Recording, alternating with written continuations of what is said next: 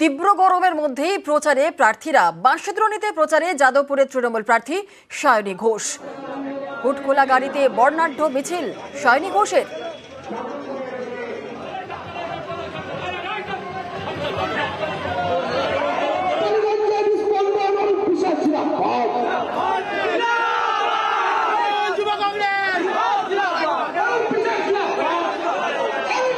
এখানে আমাদের পৌরপিতা রয়েছেন গোপালদা, উনি ভীষণ পপুলার। অরূপ বিশ্বাস মন্ত্রীমশাই নিজের রয়েছেন। কাজ সবসময় এইখানে হতে থাকে এবং থ্যাংক ইউ এবং সেটা মানুষের চোখমুখ দেখে বোঝা যাচ্ছে যে তারা তৃণমূল এবং মমতাদি সরকারের সঙ্গে সন্তুষ্ট। আর ওখরায় বিভিন্ন এলাকায় জনসংযোগ সিপিআইএম প্রার্থী জাহান আরা খান। গরমকে উপেক্ষা করেই সকাল থেকে প্রচারে আসানসোলের সিপিআইএম এই প্রার্থী। বাড়ি বাড়ি গিয়ে জনসংযোগে জাহান আরা।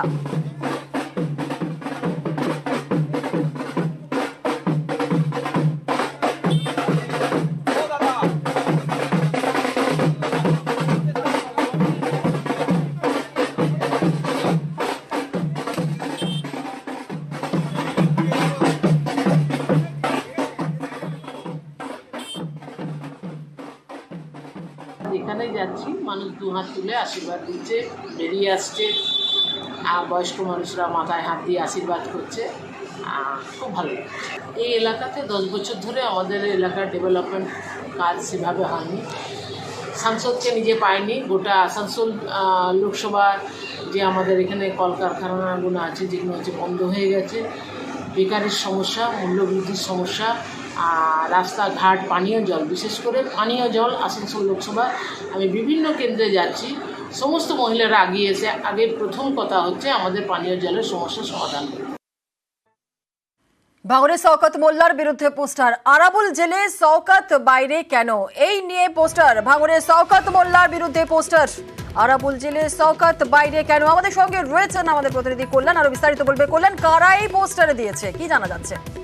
একেবারেই জুনেলা জানিয়ে রাখি পরিষ্কারভাবে কে বা কারা এই যে পোস্টার মেরেছে তা কিন্তু পরিষ্কার নয়। যদিও এই বিষয়টি নিয়ে শওকত মোল্লা দাবি করছে জমি কমিটির পক্ষ থেকে কিন্তু এই পোস্টার মারা হচ্ছে। জমি কমিটির পক্ষ থেকে যেটা দাবি করা হচ্ছে যে এই যে এই পোস্টার কিন্তু ন্যায্য দাবি নিয়েই ছাঁটানো হচ্ছে। তার কারণ হিসাবে বলছে যে পঞ্চায়েত ভোটে যেভাবে ভাঙড়ে একের পর এক হচ্ছে খুন হচ্ছে বিভিন্ন দলের কর্মীরা, সেই খুনের কেসে আরাবুল ইসলাম যদি জেল কাটে, ফলে শওকত মোল্লা তো সেই পঞ্চায়েত ভোটের সময় তার আগে থেকেই তো ভাঙড়ের দায়িত্বে রয়েছে, তাহলে শওকত মোল্লা কেন অ্যারেস্ট হবে না, সেই প্রশ্নই কিন্তু তোলা হচ্ছে। আর এই যে পোস্টার মারা হচ্ছে, সেই পোস্টার মারা হচ্ছে কিন্তু এই ভাঙড়ের যে পাওয়ার গ্রিড সংলগ্ন যে এলাকা শ্যামনগর, সেই শ্যামনগরের জমি জীবিকা বাস্তুতন্ত্র পরিবেশ রক্ষা কমিটির ওদের যে জমি কমিটি, সেই জমি কমিটির যে দলীয় কার্যালয়, সেই দলীয় কার্যালয়ের পাশেই কিন্তু। আর সেই পোস্টারকে কেন্দ্র করে কার্যত চাপানো তো শুরু হচ্ছে, কে বা কারা এই পোস্টার লাগিয়েছে সেই বিষয়ে। এই জায়গা থেকে জানতে চাইবে যার বিরুদ্ধে এই পোস্টার, সেই শওকত মোল্লার সঙ্গে কথা বলা সম্ভব হয়েছে, তিনি কি প্রতিক্রিয়া দিচ্ছেন? শওকত মোল্লার সঙ্গে আমরা এই বিষয় নিয়ে কথা বলেছিলাম। শওকত মোল্লা পরিষ্কার জানাচ্ছে যত পোস্টার মারবে এই বিরোধীরা ততই আমরা জানবো যে তৃণমূল শক্তিশালী হচ্ছে, ফলে বিরোধীরা ভয় পেয়েছে বলেই এই পোস্টার মারছে বলে কিন্তু শওকত মোল্লা দাবি করছে। জুনেদা, বেশ, ধন্যবাদ। আসলে এই শওকত মোল্লারা গত কয়েকদিন ধরে জমি কমিটির বিরুদ্ধে যেভাবে মিথ্যা অপপ্রচার করে যাচ্ছে, সেই অপপ্রচারের জবাব এলাকার সাধারণ মানুষ আজ পোস্টারের মাধ্যমে শওকত মোল্লার মুখের উপরে ছুঁড়ে মেরেছে, একেবারে পুরো বাজার ভরিয়ে দিয়েছে। দেখুন, ওরা আমাদেরকে আশীর্বাদ করছে, সে আমাদের পক্ষের লোক হোক আর বিপক্ষের লোক, কারা পোস্টার করছে জানি না, যারাই করুক তারা আমাদের আশীর্বাদ করছে, দোয়া করছে বলে আমি অন্তত মনে করছি। এভাবে যত বেশি করবে তত বেশি এই এলাকায় তৃণমূল কংগ্রেস শক্তিশালী হবে। কারণ ভাঙড়ের মানুষ শুভবুদ্ধি সম্পন্ন মানুষ, তারা মিথ্যাকে কখনো প্রশ্রয় দেয় না আর মিথ্যাকে কখনো প্রশ্রয় দেবেও না। এই আত্মবিশ্বাস ভাঙড়ের মানুষের প্রতি আমার আছে। আর এবার ভোটে গরম কোচবিহার, মারধর, হামলা, বিক্ষোভ, বোমা উদ্ধার, কিছুই বাদ গেল না। একে অপরের দিকে অভিযোগের আঙুলে তুলছে তৃণমূল বিজেপি।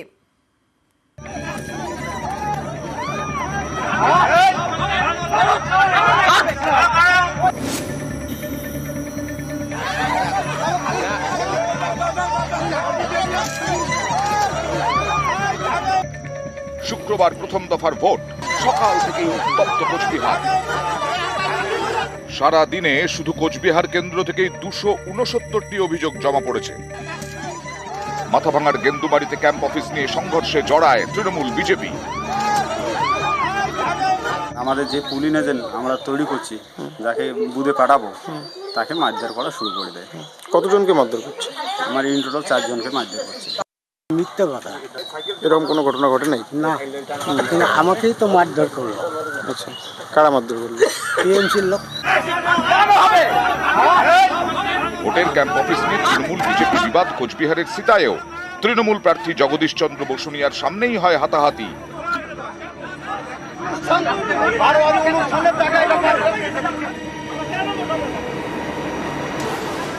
দিনহাটা থানার আইসিকে ফোন করে সুর চড়ান তৃণমূল প্রার্থী। এখানে আসেন, অর্জুন মন্ডলকে তোলেন, যদি ভোটটা করাতে চান অর্জুন মন্ডলকে তোলেন। আমি এখানে কনস্ট্যান্ট আছি, যতক্ষণ অর্জুন মন্ডলের উপর রেড হবে না ততক্ষণ আমি এখান থেকে যাবো না। খালি ওদের বলা হচ্ছে ভোটটা সরায় দিতে, এইটুকু বলা হচ্ছে। এখন পঞ্চায়েত ভাঙলো।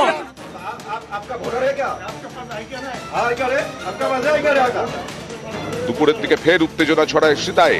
তৃণমূল প্রার্থী জগদীশ চন্দ্র বসুনিয়াকে বুথে ঢুকতে বিজেপি কর্মীরা বাধা দেন বলে অভিযোগ।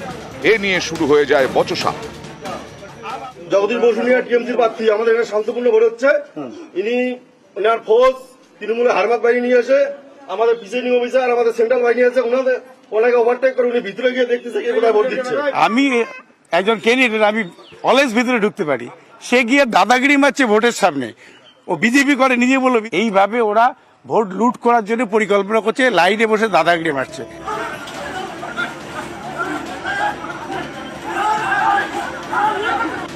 অশান্তি হয়েছে শীতলকুচিতেও। এখানকার গোসাইয়ের হাটে বিজেপি কর্মীকে মারধরের অভিযোগ তৃণমূলের বিরুদ্ধে, মানতে নারাজ তৃণমূল। এখানে রাস্তাগুলো ভাড়া থাড়াতল ছিল টিএমসি, একেবারে সাথে সাথে দুইজন দেখতে, আর একটা নাটি দিয়ে ডাঙায়, পাথর দিয়ে ডিকে, হাত দিয়ে ডিকে, একেবারে ঘাড় মশলে হচ্ছে। ধরে মাথা টাথা টিকিয়ে মাথা আপলি গেছে, সাথে সাথে রক্ত বেরিয়েছে। না না, এখানে কোনো হয় নাই, এই জায়গায় কোনো হয় নাই। 100 মিটারের এই জায়গায় কোনো হয় নাই। বাইরে এখন কি হইল বলতে পারি। শীতলকুচির ছোট শালবাড়ি এলাকাতেও উত্তেজনা। এখানে আবার তৃণমূল কর্মীকে মারধরে অভিযুক্ত বিজেপি। এ নিয়ে রাস্তা অবরোধ করে বিক্ষোভ দেখায় তৃণমূল। হামলার অভিযোগ উড়িয়ে দিয়েছে বিজেপি। ভোটারদের বলতেছে বিজেপিতে ভোট দিতে হবে, মানে আগুনের অস্ত্র বোম টোম নিয়ে জড়ো হয়েছে। পরে হচ্ছে কিছু সাধারণ লোকের সাথে কথা কাটাকাটি হয়েছে 10টা দিতে। পরে খবর পেয়ে আমরা যাওয়ার সাথে সাথে ওরা পালিয়ে গেল। কেন্দ্র বাহিনী থাকাতে অনেক জায়গায় পারছে না, কিছু কিছু বিক্ষিপ্ত জায়গায় ওরা গন্ডগোল চেষ্টা করাচ্ছে, কিন্তু জনগণ প্রতিরোধ করে দিচ্ছে। ভোটের দিন কোচবিহারের বক্সিরহাটে তৃণমূলের অফিসে আগুন। অভিযোগের পেছনে বিজেপির হাত, মানতে নারাজ পদ্ম শিবির। চান্দামারিতে আক্রান্ত বিজেপির বুথ সভাপতি। বৃহস্পতিবার রাতে তাঁর ওপর তৃণমূলের লোকজন হামলা চালান বলে অভিযোগ।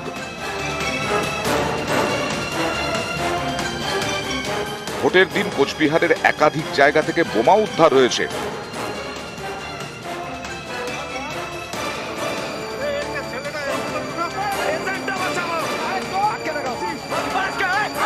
নিউজ 18 বাংলা।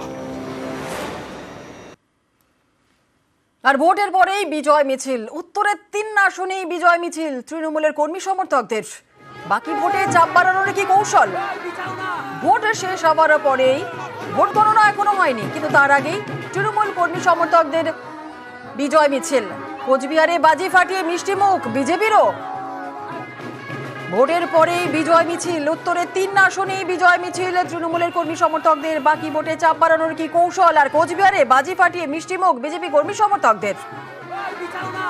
আর কোচবিহারের ছবি দেখছেন তৃণমূল কর্মী সমর্থকদের বিজয় মিছিল।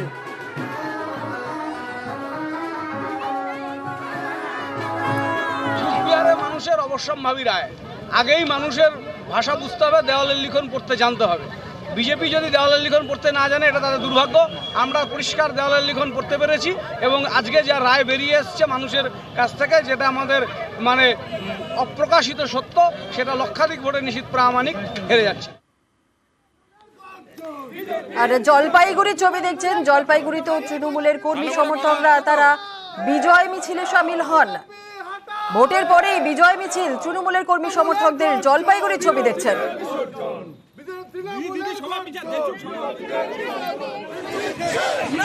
জলপাইগুড়ির পর আলিপুরদুয়ারে, সেখানেও তৃণমূলের কর্মী সমর্থকরা ভোটের পরে বিজয় মিছিলে সামিল হন। দেখছেন সেই ছবি আলিপুরদুয়ারে।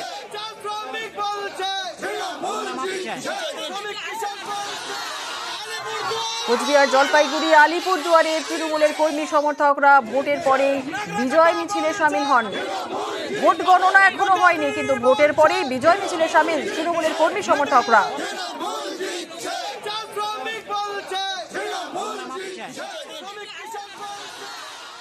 আর একই পথে হাঁটলো বিজেপির কর্মী সমর্থকরাও। কোচবিহারে জেতা আসন আর বিজেপি অফিসের সামনে বাজি ফাটিয়ে মিষ্টি মুখ করলেন তারা।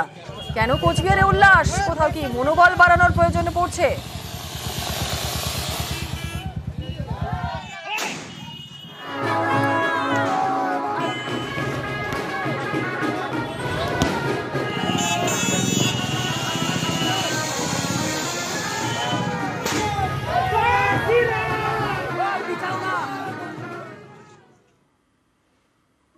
তীব্র গরমের জেরে কি ভোটে ভাটা? ভোটে কি অসুর হবে ঝড় বৃষ্টি? কোনো আশঙ্কাই শেষমেশ সত্যি হয়নি। সকালে হালকা বৃষ্টি, তাতে স্বস্তি। আর উত্তরবঙ্গের 3 জেলায় সকাল সকাল বুথে বুথে লম্বা লাইন। 19 এবং 21-এর মতো 24-এও 3 কেন্দ্রে ঢেলে ভোট।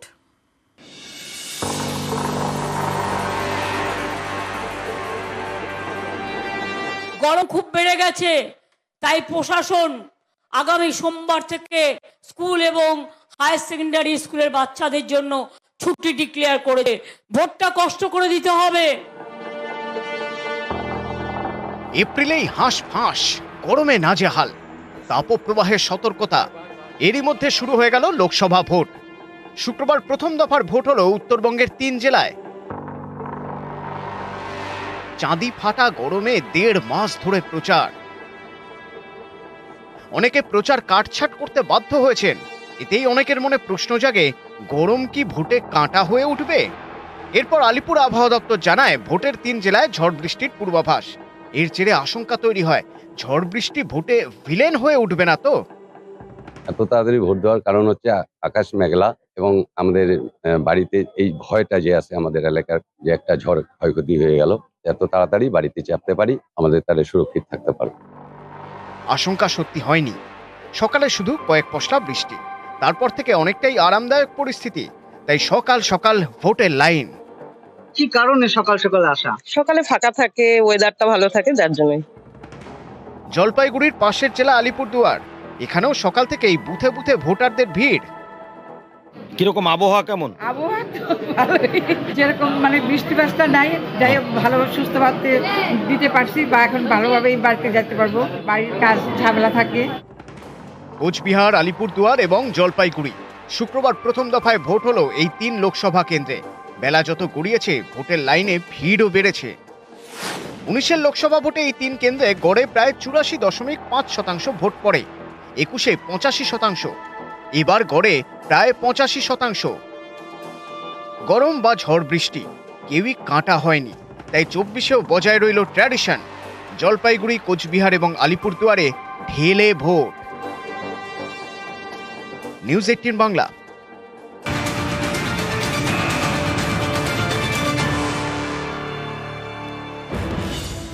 ডাউন ব্যান্ডেল লোকালে ধোঁয়া দেখতে পেয়ে ট্রেন থামান চালক। আতঙ্কে চুচুড়া স্টেশনে নেমে যান যাত্রীরা। ডাউন ব্যান্ডেলে লোকালে ধোঁয়া। আমাদের সঙ্গে রয়েছেন আমাদের প্রতিনিধি সোমনাথ ঘোষ, আরো বিস্তারিত বলবে সোমনাথ। হ্যাঁ দেখো ঝুনুদি, সকালবেলায় 8:28-এ ব্যান্ডেল থেকে ছাড়ে এবং পুলিশ স্টেশনে 8:38-এ এসে থামে। যখন পুলিশ স্টেশন ছাড়ে, তারপর থেকেই ট্রেনটা একটু সমস্যা দেখা দিচ্ছিল। তারপরে পুলিশ স্টেশনে যখন এসে থামে, তখন চালক দেখে যে ট্রেন থেকে তলা দিয়ে ধোঁয়া বেরোচ্ছে। সঙ্গে সঙ্গে যাত্রীরা একটা আতঙ্ক ছড়িয়ে সঙ্গে সঙ্গে ট্রেন থেকে নেমে যায় এবং বেশ 10-15 মিনিট ট্রেন দাঁড়িয়ে থাকার পর যাত্রীরা নেমে যাওয়ার পর ওখান থেকে ট্রেনটাকে ফের ব্যান্ডেলের দিকে নিয়ে যাওয়া হয়। যে তারপর ওখান থেকে পরে 9:05-এ ব্যান্ডেল লোকাল যখন আসে, তখন পরে যাত্রীরা আবার সুরক্ষিতভাবে তারা যেতে পারে। এই মুহূর্তে কি পরিস্থিতি রয়েছে সোমনাথ? এই মুহূর্তে পরিস্থিতি তারপর থেকে ট্রেন চলাচল স্বাভাবিক রয়েছে এবং ওখানে বেশ কিছুক্ষণ ওখানে যাত্রীরা একটা ভয়ে আতঙ্কের মধ্যে ছিল কিছুক্ষণ। তারপরে এখন ব্যান্ডেল হাওড়া লোকালের মেন লাইনে এখন ট্রেন চলা স্বাভাবিক রয়েছে। বেশ, ধন্যবাদ। গাড়িটা ছাড়ার পরে একটু আওয়াজ হলো, কাটকাট করে আওয়াজ হলো। এখানে এসে গাড়িটা থামলো বললে, তখন দেখছি আগুন জ্বলছে। সেটা দেখে আমরা নেমে চলে গেলাম। সকালে ট্রেন থেকে নেমে যান, হ্যাঁ কতক্ষণ মতো ট্রেন এখানে? ব্যান্ডেলে 8:28-এর গাড়ি।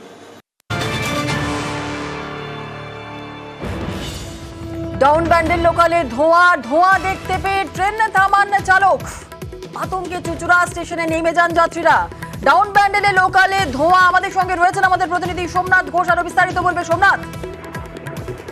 হ্যাঁ দেখো শুনেছি যে সকালবেলায় 8:28-এ ব্যান্ডেল থেকে ছাড়ে এবং চুচুড়া স্টেশনে 8:38-এ এসে থামে। যেমন চুচুড়া স্টেশন হুগলি স্টেশন ছাড়ে তারপর থেকেই ট্রেনটা একটু সমস্যা দেখা দিচ্ছিল। তারপরে চুচুড়া স্টেশনে যখন এসে থামে তখন চালক দেখে যে ট্রেন থেকে তলা দিয়ে ধোঁয়া বেরোচ্ছে। সঙ্গে সঙ্গে যাত্রীরা একটা আতঙ্কের মধ্যে আতঙ্ক ছড়িয়ে সঙ্গে সঙ্গে ট্রেন থেকে নেমে যায় এবং বেশ 10-15 মিনিট ট্রেন দাঁড়িয়ে থাকার পর যাত্রীরা নেমে যাওয়ার পর ওখান থেকে ট্রেনটাকে ফের ব্যান্ডেলের দিকে নিয়ে যাওয়া হয়।